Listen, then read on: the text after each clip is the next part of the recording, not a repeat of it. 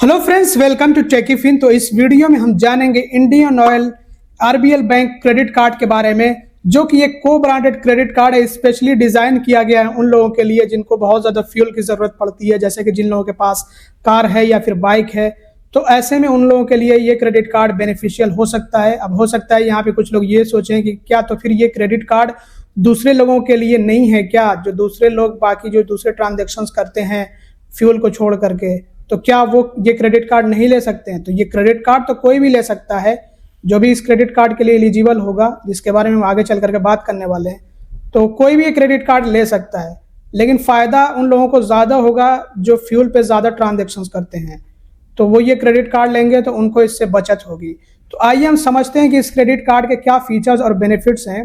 उसके बाद हम ये भी जानेंगे कि ये क्रेडिट कार्ड अप्लाई करने के लिए एलिजिबिलिटी क्राइटेरिया क्या है और कैसे हम ये क्रेडिट कार्ड ऑनलाइन अप्लाई कर सकते हैं, और बाकी जो इसके चार्जेस वगैरह हैं वो भी हम समझने वाले हैं। तो अब आइए हम सीधा वीडियो के टॉपिक की तरफ बढ़ते हैं।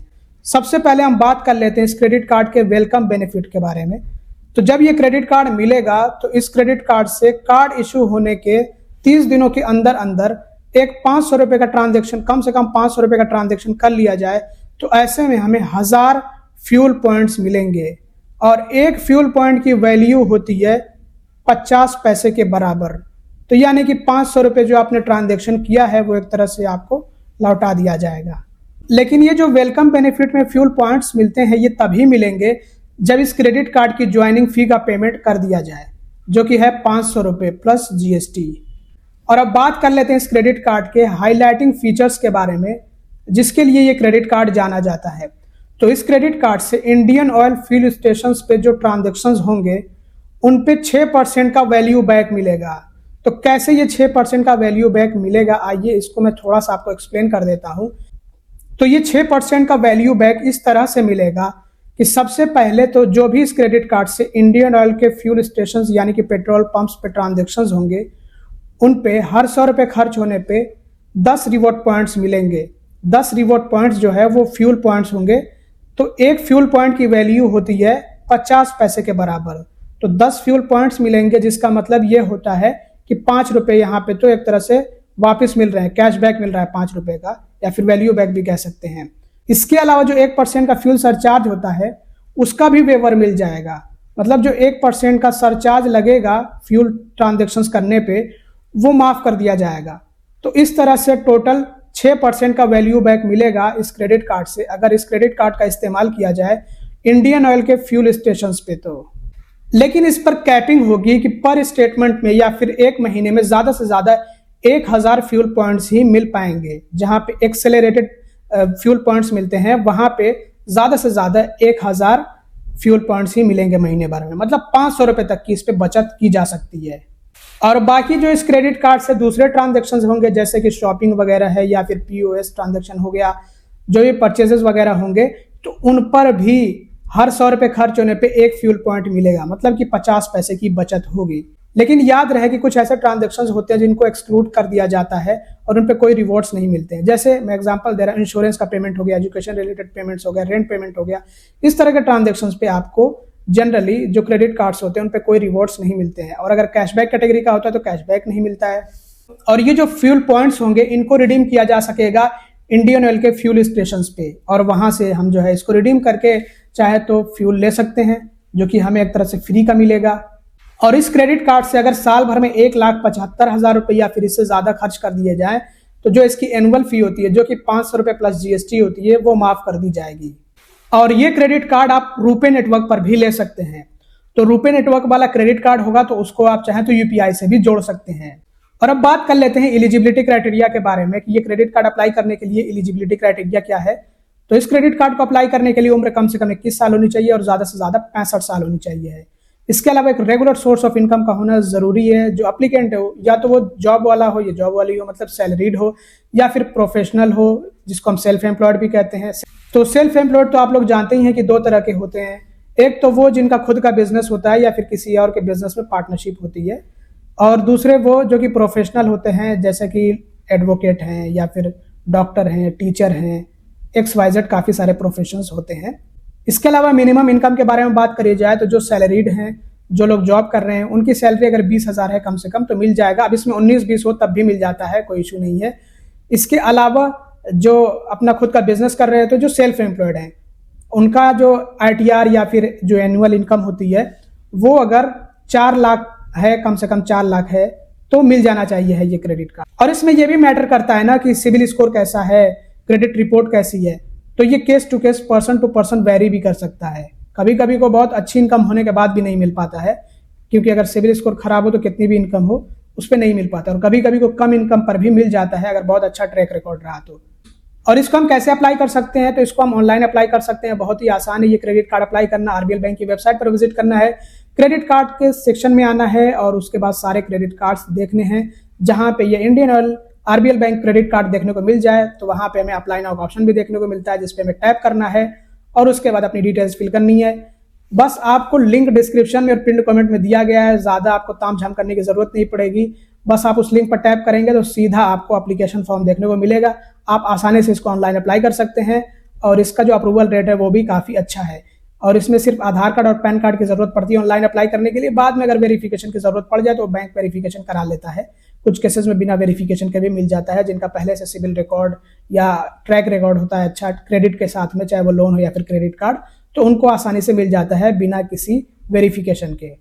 और अब बढ़ते हैं फीस और चार्जेस की तरफ और बात कर लेते हैं इस क्रेडिट कार्ड के क्या फीस और चार्जेस हैं। तो इस क्रेडिट कार्ड की जो मेंबरशिप फी है, यानी कि जो सालाना चार्ज है इसका, वो है 500 रुपये प्लस GST।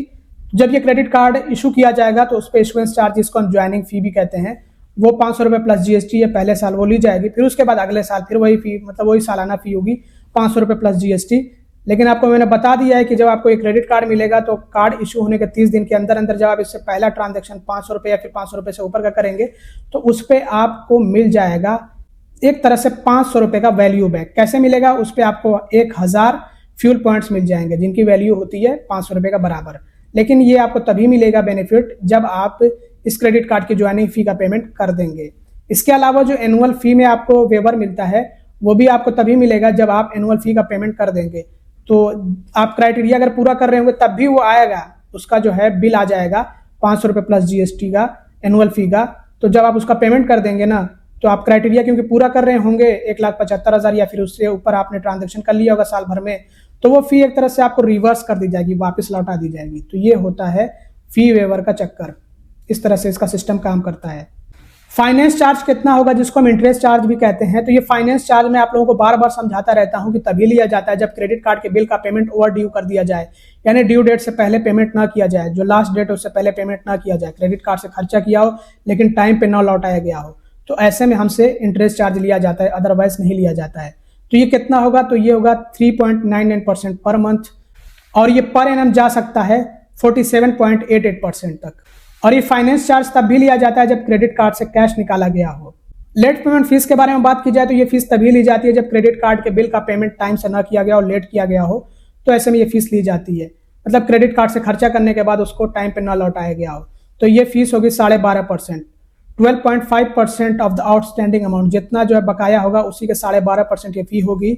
लेकिन कम से कम ये फी ली जाएगी 5 रुपये और ज्यादा से ज्यादा होगी 1300 रुपये। और क्रेडिट कार्ड के बिल का पेमेंट अगर कैश मोड से किया जाए, RBL बैंक की ब्रांच में विजिट करके इस क्रेडिट कार्ड के बिल का पेमेंट हम कैश दे करके करें, तो ऐसे में 100 रुपये का चार्ज लिया जाएगा। इसलिए बेहतर है कि हम अपने क्रेडिट कार्ड के बिल का पेमेंट खुद ही ऑनलाइन कर लें, जिसपे हमसे कोई भी चार्ज नहीं लिया जाएगा। और रेंट पेमेंट पर 1% की फी ली जाती है इस टाइम पे। इसके अलावा जो एजुकेशन रिलेटेड पेमेंट्स होते हैं उन पर भी 1% की फी ली जाएगी अगर किसी मर्चेंट ऐप के जरिए से पेमेंट किया जाए।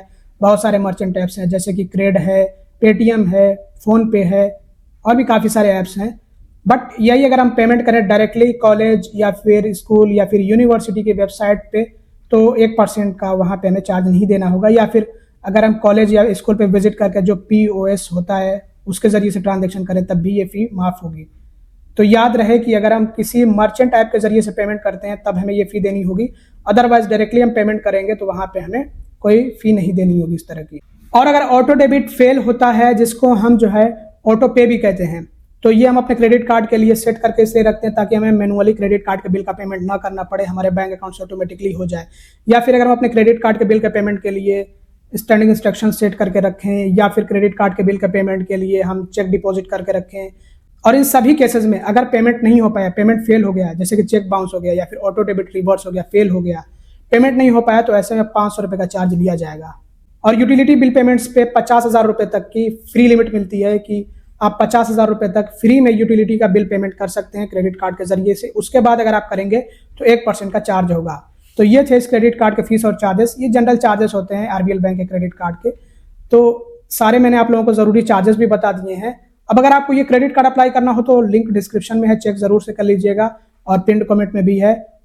अब हम सीधा आते हैं कंक्लूजन पे और समझते हैं कि ये क्रेडिट कार्ड कैसा है। तो मुझे ये क्रेडिट कार्ड ओके लगा। जिस हिसाब से इस क्रेडिट कार्ड का चार्ज है उस हिसाब से अगर देखा जाए तो इसमें ठीक ठाक बेनिफिट्स मिल जाते हैं। बाकी आप कमेंट करके बताइएगा कि ये क्रेडिट कार्ड आपको कैसा लगा, और खास करके ये क्रेडिट कार्ड बेनिफिशियल होगा उन लोगों के लिए जिनको बहुत ज्यादा फ्यूल की रिक्वायरमेंट होती है, तो उन्हीं के लिए मेरे ख्याल से ये क्रेडिट कार्ड सबसे अच्छा होगा। बाकी नॉर्मल लोगों के लिए जिनको ज्यादा शॉपिंग वगैरह करनी होती है उनके लिए शॉपराइट क्रेडिट कार्ड है तो वो तो लाइफ टाइम फ्री भी मिलता रहता है अक्सर, और वो क्रेडिट कार्ड अप्लाई करने का भी लिंक हमने डिस्क्रिप्शन में और पिन कमेंट में दे दिया है। बाकी इस वीडियो में इतने। अगर आपको वीडियो पसंद आया तो जरूर से लाइक करिएगा, चैनल को अब तक सब्सक्राइब ना किया तो सब्सक्राइब भी कर लीजिएगा, और इस वीडियो को जितना हो सके उतना शेयर करिएगा। Thanks for watching, bye bye.